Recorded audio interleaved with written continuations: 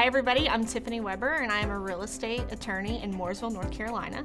And I'm going to tell you about one of the quickest ways to blow up a closing where the seller is an estate, and then I'm going to tell you how to avoid it.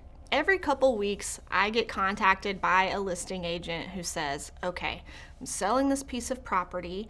The person has passed away, so now, all of the kids are the heirs, and I'm pretty sure only the executor needs to sign all of the documents. What do you think?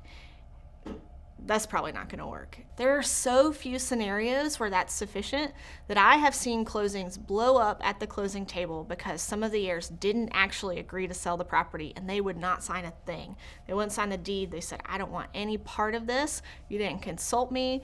I'm not on board. So then you've got a contract that's blown up and you have to deal with everything that comes with a breach of contract after the fact. So when can only the executor sign the contract? Well, in North Carolina, even if you just have the executor sign the contract, that doesn't mean they have full authority to actually dispose of the property. How do you find out whether they have the authority? Well, you have to look at the will. So first things first, you better hope that the person had a will. If they didn't have a will, then you're probably not going to be able to have just the personal representative sign. The will needs to have very specific language, which you need to talk to an estate planning attorney about when you're preparing your will so that you can get the language right.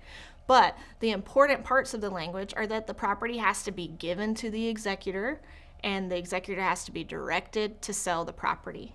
If you don't have those two components, regardless of how the estate planning attorney words it, there's only a few exceptions to get around having to have all of the heirs and their spouses, if they are married, sign all the documents.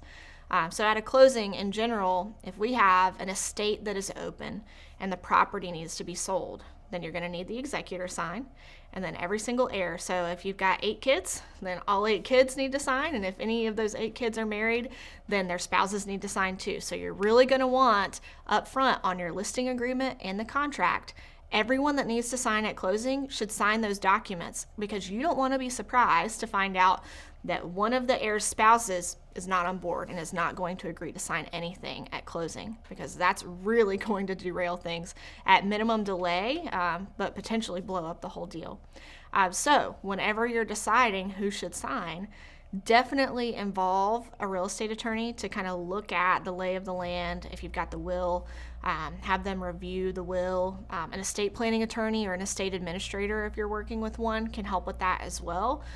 But don't assume that just the executor needs to sign, because you will run into a lot of issues down the road. Now that is just scratching the surface. I could probably talk about this subject for another 30 minutes, but it would almost certainly turn into legal advice, which I cannot do unless I have an attorney-client relationship with you.